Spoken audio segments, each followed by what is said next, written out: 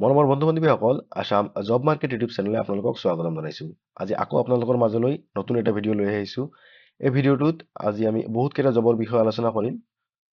তো ইয়াৰে হয়তো কোনোবা এটা জবত আপুনি ইলিজিবল নহ'ব পাৰে, কিন্তু বাকী কোনোবা জবৰ কাৰণে নিশ্চয় আপুনি ইলিজিবল হ'ব।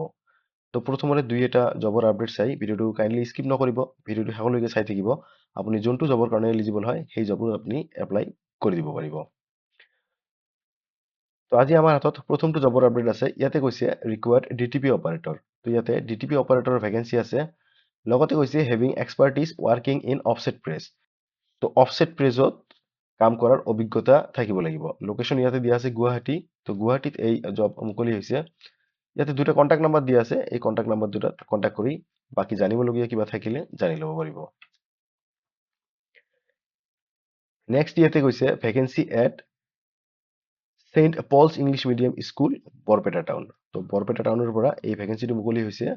টিচাৰৰ ভেকেঞ্চি হয় আহিব। ইয়াতে ছাবজেক্টৰ নাম মেনশ্যন কৰি দিয়া আছে mathematics, science, English, Hindi, social science. তো এইকেইটা ছাবজেক্টৰ কাৰণে আপুনি যদি এপ্লাই কৰে, টিচাৰৰ পোষ্টৰ কাৰণে আপুনি যদি এপ্লাই কৰে, ইয়াতে কোৱালিফিকেশ্যন বিচাৰিছে গ্ৰেজুৱেট বা পোষ্ট গ্ৰেজুৱেট হ'লে হ'ল, কিন্তু লগতে BEd বা DLEd কৰা থাকিব লাগিব। আৰু লগতে কৈছে মিনিমাম 2 বছৰৰ এক্সপিৰিয়েঞ্চ থাকিব লাগিব। নেক্সট আৰু ইয়াতে দিয়া আছে কম্পিউটাৰ ছায়েন্স টিচাৰৰ কাৰণে। ইয়াতে কোৱালিফিকেশ্যন বিচাৰিছে BCA বা BSc IT বা MCA বা PGDCA কৰা থাকিলে আপুনি এপ্লাই কৰিব পাৰিব।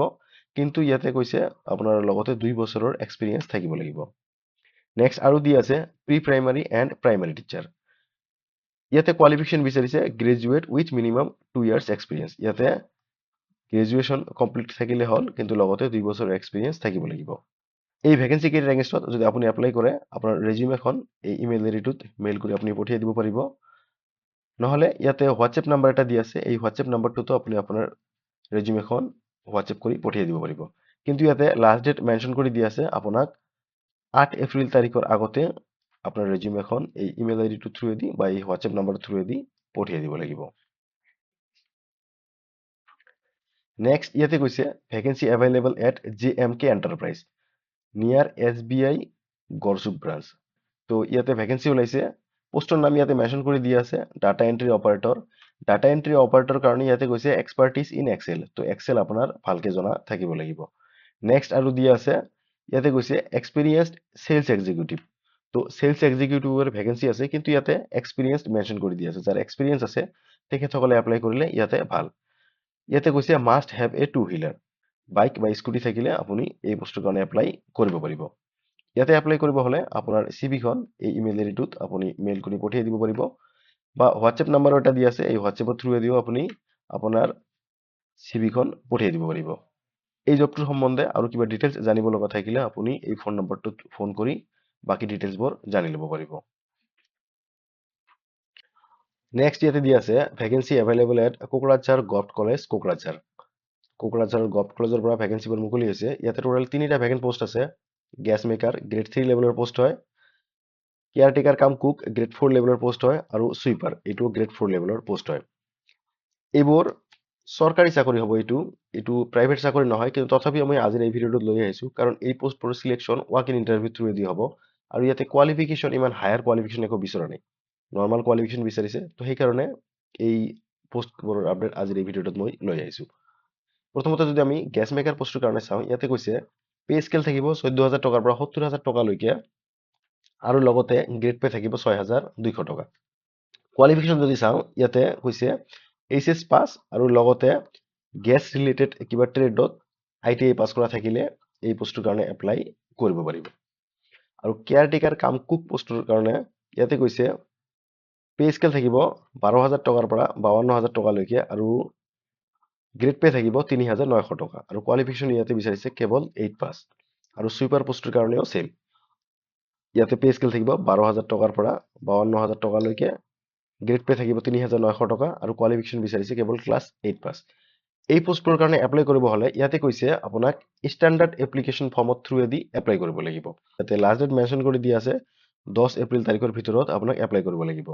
ষ্টেণ্ডাৰ্ড এপ্লিকেশ্যন ফৰ্মখন ধুনীয়াকৈ ফিল আপ কৰি তাৰ লগত আপোনাৰ বায়'ডাটা আৰু যিবোৰ আপোনাৰ ডকুমেণ্টছ আছে, এডমিট কাৰ্ড, মাৰ্কশ্বিট ইত্যাদি, এই সকলোবোৰ এখন ডিমাণ্ড ড্ৰাফ্ট 500 টকাৰ এখন ডিমাণ্ড ড্ৰাফ্ট কাটি আপোনাক কোকৰাঝাৰ গভ কলেজত আপোনাক সাবমিট কৰিব লাগিব আৰু এই ডিমান্ড ড্ৰাফটখন আপোনাক কাটিব লাগিব ইয়াতে কৈছে in favour of principal Kokrajhar gov college তো আপোনাক এই ডিমান্ড ড্ৰাফট 500 টকাৰ ডিমান্ড ড্ৰাফটৰ লগতে আপোনাৰ ষ্টেণ্ডাৰ্ড এপ্লিকেশ্যন ফৰ্ম আপোনাৰ বায়োডাটা আৰু ডকুমেণ্টছবোৰ আপুনি 10 তাৰিখৰ ভিতৰত গৈ কোকৰাঝাৰ গভ কলেজত আপোনাক সাবমিট কৰিব লাগিব আৰু আপোনাৰ ইন্টাৰভিউ হ'ব আপোনাৰ 12 তাৰিখ 4 মাহ 2025 মানে 12 এপ্ৰিল তাৰিখে এই পোষ্ট কেইটাৰ সিলেকশ্যনৰ কাৰণে আপোনাৰ ইন্টাৰভিউ হ'ব নেক্সট ইয়াতে কৈছে ভ্যাকেন্সি এভেইলেবল ইন গুৱাহাটী তো গুৱাহাটীত ভ্যাকেন্সি এভেইলেবল আছে ইয়াতে পোষ্টৰ নাম দিয়া আছে প্ৰজেক্ট কোঅৰ্ডিনেটৰ/MIS এক্সিকিউটিভ এই পোষ্ট ফিমেলৰ কাৰণে ৰিজাৰ্ভ ইয়াতে কেৱল ফিমেল এপ্লাই কৰিব পাৰিব ইয়াতে মেনশ্যন কৰি দিয়া আছে ফিমেল বুলি ইয়াতে কোৱালিফিকেশ্যন বিচাৰিছে আপোনাৰ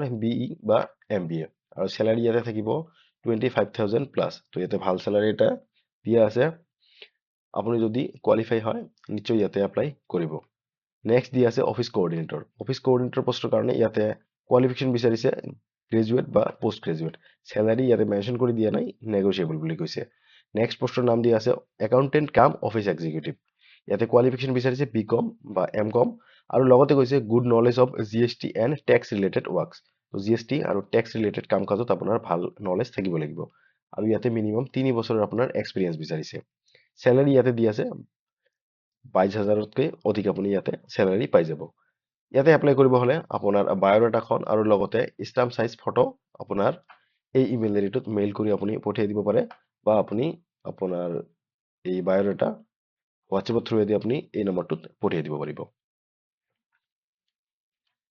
নেক্সট ইয়াতে দি আছে required assistant teacher at Saint Xavier's English School Salbari Baksa Assam তো এসিস্ট্যান্ট টিচাৰৰ পোষ্ট খালি আছে ইয়াতে Saint Xavier's English School Salbari এইটো বাক্সাৰ পৰা এই ভ্যাকেন্সিটো মুকলি হৈছে ইয়াতে পোষ্টৰ নাম দি আছে সায়েন্স টিচাৰ ইয়াতে কোৱালিফিকেশ্যন বিচাৰিছে MSc ইয়াতে অনাৰ্স থাকিব লাগিব জুলজি বা বটানী বা জুলজিত MSc কৰা থাকিলে আপুনি এই পোষ্টৰ কাৰণে এপ্লাই কৰিব পাৰিব ইয়াতে হোৱাটছএপ নম্বৰ দুটা দিয়া আছে এই হোৱাটছএপ নম্বৰত আপুনি কন্টাক্ট কৰি বাকি ডিটেইলছবোৰ জানি ল'ব পাৰিব বা আপোনাৰ CV আপুনি পঠিয়াই দিব পাৰিব